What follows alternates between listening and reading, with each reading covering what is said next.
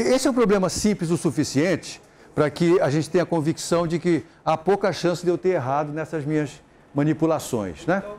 Mas eu poderia perguntar a você o seguinte, para que eu me sinta seguro com isso, eu gostaria de explorar o que acontece, por exemplo, para tempos muito pequenos. E aí vem a pergunta crucial, o que quer dizer um tempo pequeno? Pergunta da sua lista de exercícios, né? Eu me remeto a uma pergunta que eu lhe fiz, se não me engano, na aula passada ou na retrasada. Eu estava falando sobre a velocidade com que andamos em torno do Sol, 30 km por segundo. E aí eu pergunto, essa velocidade é grande ou pequena? Na verdade, essa pergunta não tem significado para um físico, né?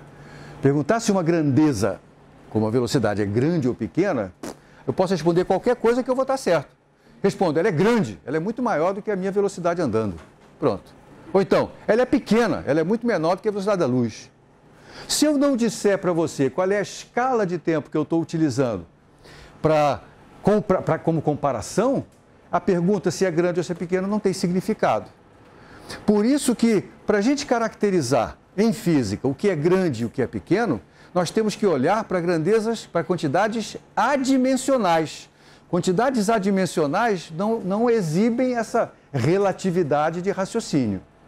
E para construir quantidades adimensionais, a gente vai olhar para cada sistema físico e ver, nesse sistema, qual é a escala natural, né, de cada uma dessas grandezas. Acabei de mostrar para você que nesse sistema físico aqui, existe uma escala natural de tempo.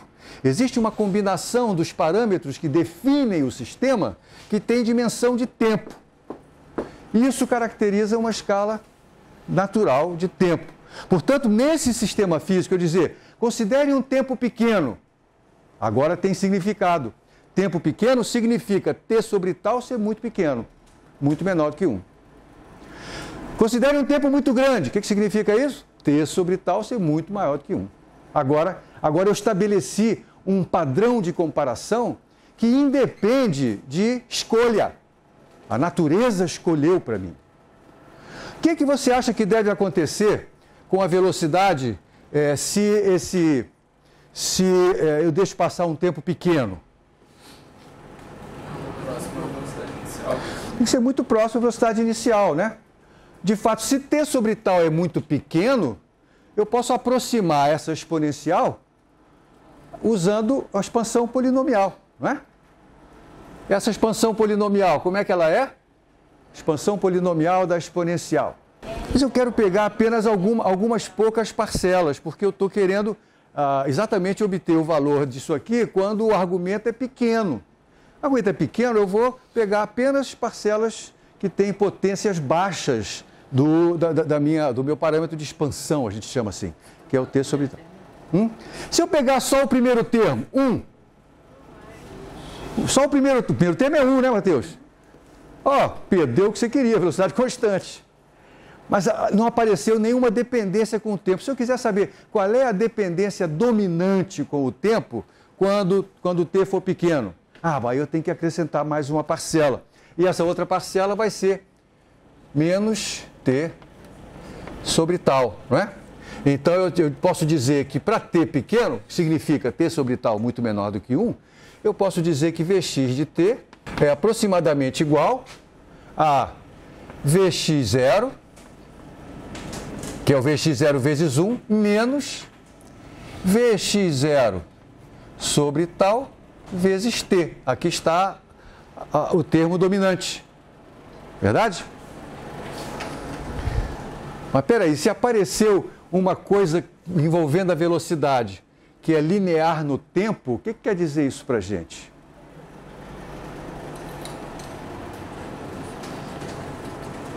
Quando é que a velocidade depende linearmente do tempo? Quando a aceleração é constante. Então, para T sobre tal muito pequeno, isso aqui talvez possa ser considerado uma aceleração, não é? Será que faz sentido? Vamos ver. Se aquilo ali é pequeno, será que olhando para isso aqui eu descubro a aceleração? Olha só, a aceleração não é V ponto? Não é V ponto? Olha só, a aceleração, eu estou olhando aqui, V ponto é B em módulo, né? B sobre m vezes a velocidade. B sobre m não é o k, o inverso do tempo, o inverso do tal? Aqui, ó. Vx0 sobre tal vezes t. Essa é a aceleração. Exatamente o que está me dizendo lá a minha equação, né? Que está dizendo que a aceleração, isso aqui é o inverso de tal, é Vx dividido por tal, olha lá. Então, numa aproximação de primeira ordem, o início desse movimento, ele se comporta como se fosse um movimento. Primeiro com velocidade constante, se eu pegar um t subital muito pequenininho, se eu deixar um t subital um pouquinho, se eu olhar para a dependência em t em primeira ordem, vai aparecer um movimento com aceleração constante, não é? Eu posso fazer o mesmo raciocínio para o x. Vamos ver como é que fica o x para t pequeno? Resposta, vamos. Obrigado. Para t pequeno, e o que é t pequeno? É t sobre tal muito menor do que 1. Lembra que o kt é a mesma coisa que t sobre tal. Então lá vou eu, ó. X pequeno, perdão, t sobre tal muito menor do que 1. Isso aqui é aproximadamente igual a Vx0 sobre k, que multiplica 1 menos... então agora eu vou pegar a aproximação de Taylor para essa exponencial. Pedro, se eu usar a aproximação de ordem 0, danei-me, quer ver? Porque a aproximação de ordem 0 é 1. Então 1 menos 1 dá 0. X de t não sai do lugar. Verdade? Ele começou no 0 e continua no 0. Não dá certo. Não posso pegar só a ordem 0. Vamos pegar a ordem 1. Então isso aqui vai ser 1 menos t sobre tal. Não é isso? Vamos ver o que vai acontecer. Vai ficar Vx0 sobre k. Lembre-se que esse k é o b sobre m. Então isso aqui é Vx0. Eu vou escrever assim, ó.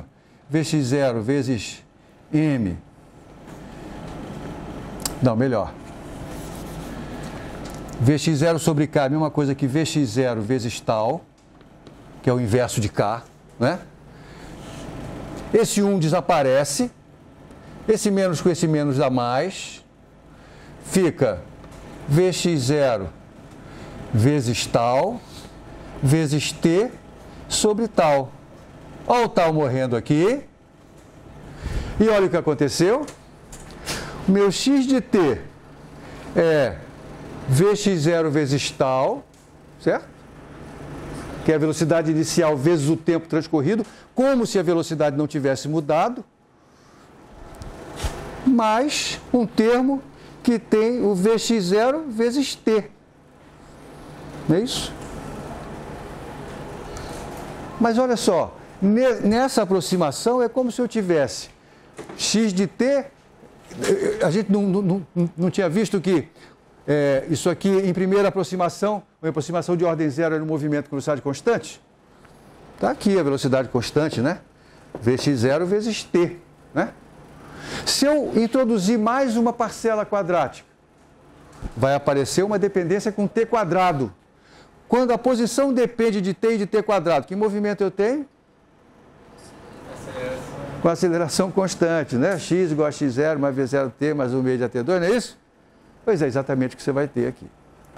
Então, a análise desses casos limites nos ajuda a entender a física do que está acontecendo.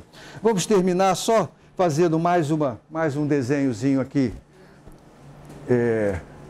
para fechar a descrição desse problema. Eu vou primeiro reescrever a função x de t. A função x de t ficou assim, ó.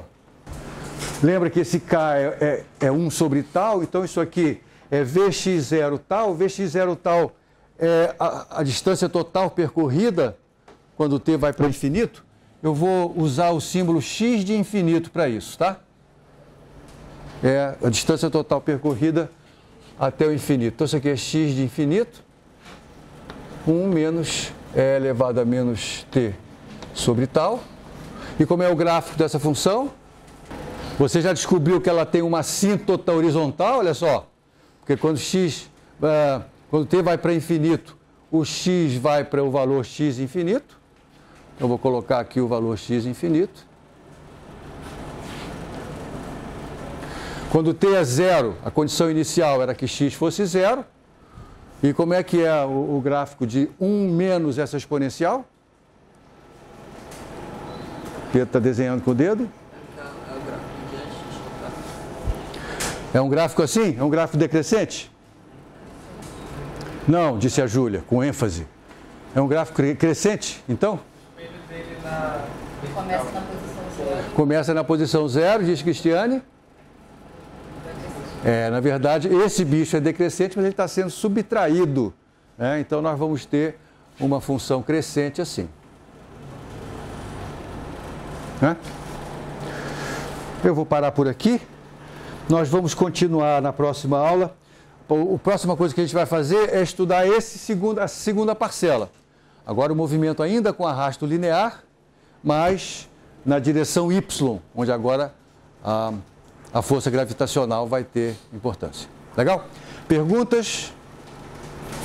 Sugestões? Críticas? Bianca? Deve com o x do t para baixo. Hã? X do t quando vocês põem Aqui? Daqui para cá? Eu lembrei que esse K é o inverso do tal. Então, Vx0 sobre K é a mesma coisa que Vx0 vezes tal. Isso vezes 1. Ah, desculpa. Que bom que você chamou a atenção, Bia. Esse 1 tinha sumido. Desculpa. Muito bem. O 1 menos 1 sumiu. Que bom que você me chamou a atenção para isso. Então, ficou Vx0 sobre K. Sobre K é tal, né? 1 sobre K é tal. Multiplicado por T sobre tal. O tal desapareceu, ficou Vx0T.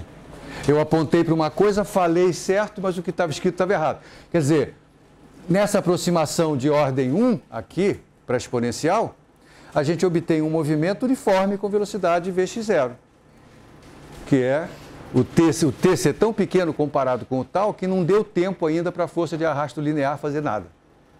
Então é um movimento uniforme.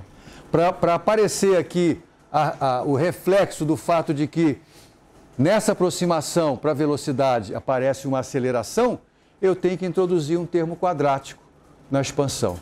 Então, tinha uma pergunta nessa lista que também envolvia isso, né? Você fazer uma aproximação para uma exponencial. E a pergunta é: eu devo expandir até que ordem? Ordem 0, 1 ou 2?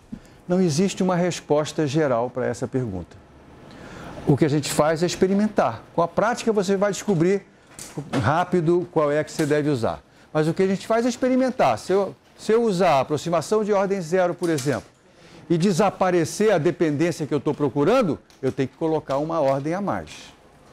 Tá certo? Alguma outra pergunta? Matheus tem uma pergunta. Mas o meu foi... Não, foi sobre a lista. O meu expandia até a segunda ordem e deu correto. Não, veja bem, se você expandir até mais ordens, sempre vai dar correto. A brincadeira é descobrir qual é a menor ordem de expansão que dá o resultado que a gente está querendo.